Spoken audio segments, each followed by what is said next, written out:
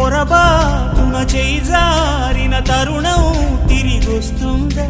ప్రతి పూటొక పుటలా తన పాఠం వివరిస్తుందా? మన కోసమే తనలో తను రగిలే రవి తపనంత కనుమూసిన తరువాతనే పెను చీకటి చెబుతుందా? కడతేరని పయనాలెన్ని, పడదోసిన ప్రణయాలెన్ని అని తిరగే ఛాయా చరిత పుటలు, వెను చూడక ఉరికే కథలు, తమ ముందు తరాలకు స్మృతుల చితులు అందించాలా ప్రేమికులు.